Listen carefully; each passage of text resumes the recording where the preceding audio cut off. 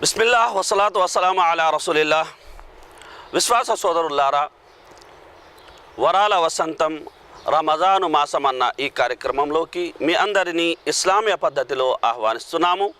అస్సలాము అలైకుం వరహమతుల్లాహి వబరకాతు. రమజాను మాసం మనలో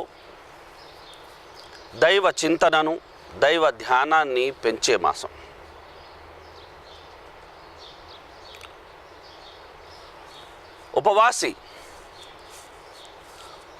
ఉపవాసం ఉంటూ అనుక్షణం అల్లాహ్ నన్ను చూస్తున్నాడు, నన్ను గమనిస్తున్నాడు, నా ప్రతి ఒక్క చర్యను ఓ కంట కనిపెట్టుకొని ఉన్నాడు అన్న భావనలో జీవిస్తాడు. నిజం, అల్లాహ్ సర్వం తెలిసినవాడు. ఖురాన్లో అల్లాహ్ ఈ విధంగా సెలవిస్తున్నాడు, అఊదు బిల్లాహి మినష్ షైతానిర్ రజీమ్, ఇన్నల్లాహ లా యఖ్ఫా అలైహి షైఉన్ ఫిల్ అర్ది వలా ఫిస్ సమా. నిశ్చయంగా భూమిలో కానీ ఆకాశాల్లో కానీ అల్లాహ్ నుండి దాగినది ఏదీ లేదు. ఇతర ఆరాధనల్ని మనం తీసుకున్నట్లయితే అందులో ప్రదర్శన బుద్ధికి ఆస్కారం ఉంది. ప్రజల్ని చూపించడానికి దాన ధర్మాలు చేస్తున్నాడని కొందరు చెప్పచ్చు. ప్రజలు మెచ్చుకోవాలని 5 పూటల నమాజ్ చదువుతున్నారు అని కూడా కొందరు అనొచ్చు. ఉపవాస విషయం అనేది పూర్తిగా భిన్నమైనది. ఒక వ్యక్తి ఉపవాసం ఉన్నాడా లేదా అన్న యొక్క మాట ఆ వ్యక్తికి, అల్లాహ్కు తప్ప ఇంకెవ్వరికీ తెలియదు.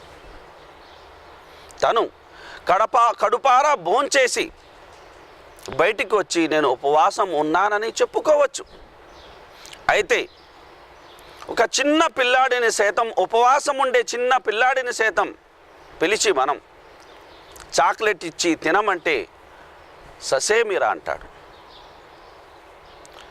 మీ అమ్మా నాన్న చూడడం లేదు, మీ బంధుమిత్రులు చూడడం లేదు, మీ యొక్క ఆ వీధికి చెందిన ఏ వ్యక్తి చూడడం లేదు, చాటున మాటున వెళ్ళి నువ్వు ఆ చాక్లెట్ తినయి అంటే ఆ బాలుడి నుండి వినబడే మాట, ఎవ్వరు చూసినా చూడకపోయినా అల్లాహ్ సుబ్హానహు వ తఆలా నన్ను చూస్తున్నాడు కనుక నేను ఈ చాక్లెట్ని ఉపవాస విరమణ సమయం అయ్యేంత వరకు తినలేను అనేసారు. కనుక ఈ ఉత్తమ శిక్షణ ఏదైతే ఉందో ఉపవాసం మనలో నూరిపోస్తుంది.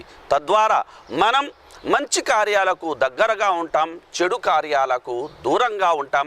అంటే స్వర్గం మనకు దగ్గర అవుతుంది, నరకం నుండి అల్హమ్దులిల్లాహ్ మనం దూరం అవుతాం. అల్లాహ్ సుబ్హానహు వ తఆలా మనందరి యొక్క సత్కార్యాలను స్వీకరించి మనల్ని స్వర్గవనాలలో ప్రవేశింపజేసి నరకాగ్ని బాట నుండి కాపాడాలని వేడుకుందాం.